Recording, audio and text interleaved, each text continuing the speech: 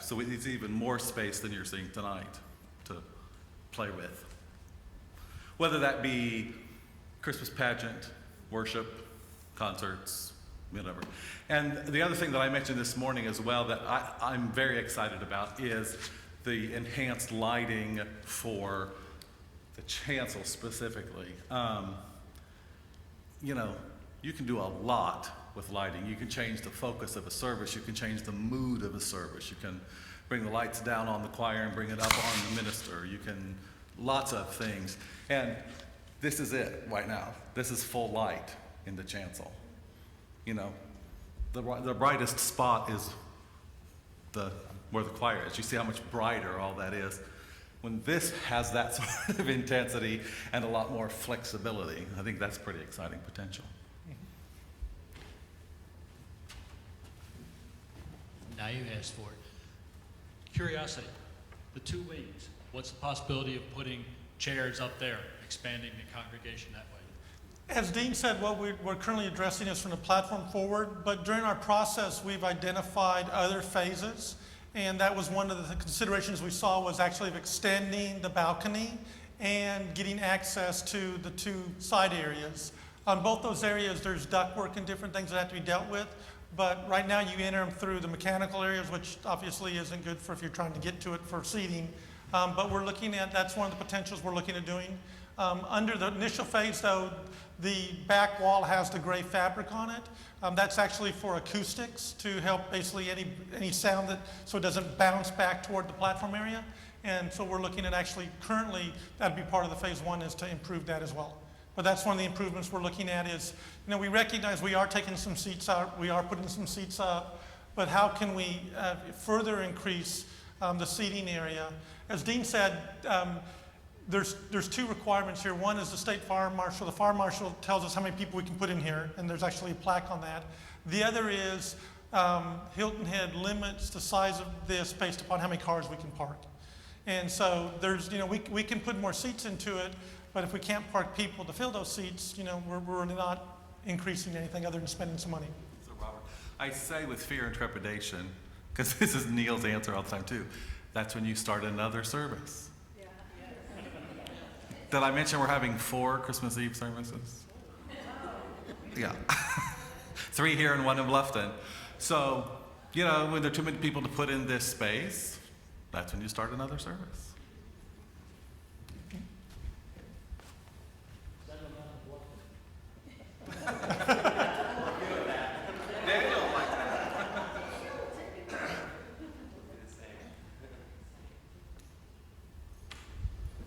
I don't think I need a mic. I think you can hear me. I've been a member of this church for over 20 years, and I have to tell you that I think this is one of the most exciting things I have seen come along. I think that Dee and his committee deserve a great deal of thanks for their hard work, and I think that this is going to be something that really makes St. Andrew grow and become the place to be on Sundays. Amen.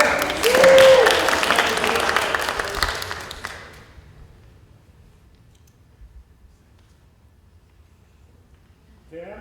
Sir. Where's my chair? Behind the curtain. It's behind the screen. Has your contract been renewed? That's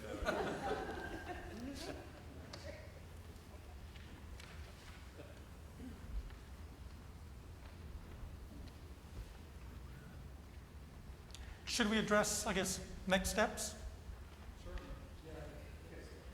Oh, we have one, I'm sorry. Oh, no. Uh-oh. I don't have any lollipops, so, and that's exactly what I was going to, I just wanted to highlight, as was pointed out, these are very exciting times at St. Andrew by the Sea. There's a lot of dreaming going on, there's a lot of planning going on.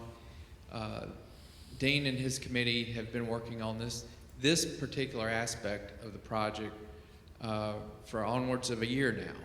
And we were very blessed and fortunate to have a benefactor who has stepped forward that this aspect is funded. So, that's a great thing. As was pointed out earlier, there's other planning going on that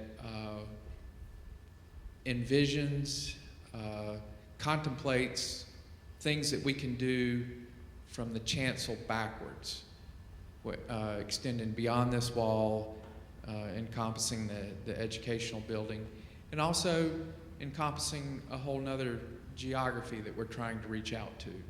So I think it's a very key point that needs to be made, that everything that is contemplated right here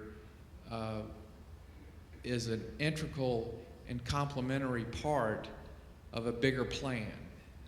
None of this is a one-off and we'll get to where 18 months down the road, oh, we wish we hadn't done this way or whatever. It's very well thought out.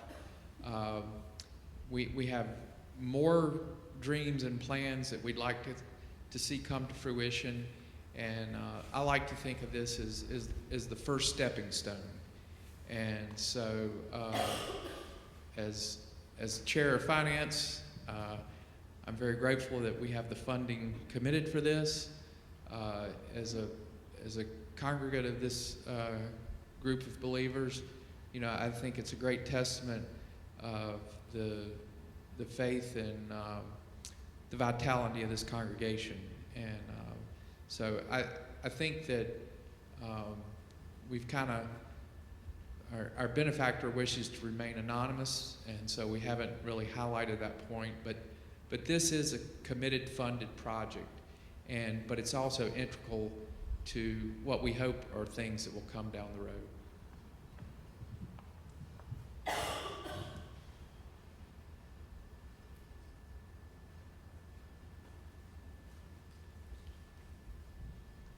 Just curious, talking about dead areas, and I'm sure some of the children of the church know what is like above this area and this area over here, but could a pew be put in each of those areas to help with the overflow?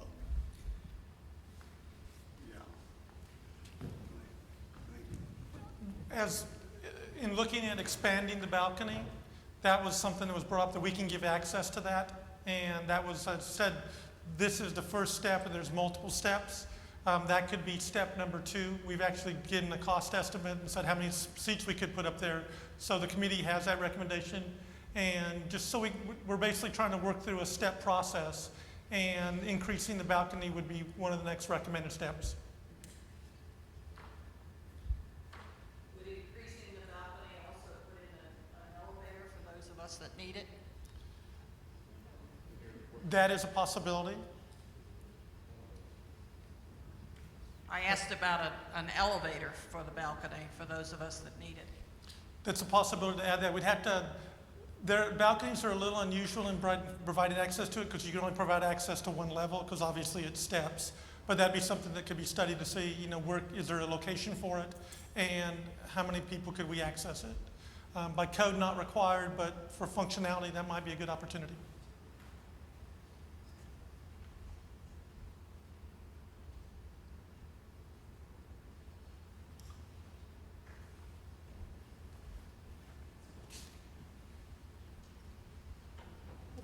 I said this morning, it's either time to ask some more questions or pass the offering plate.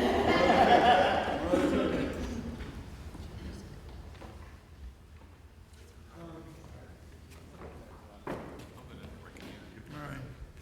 So, what's next?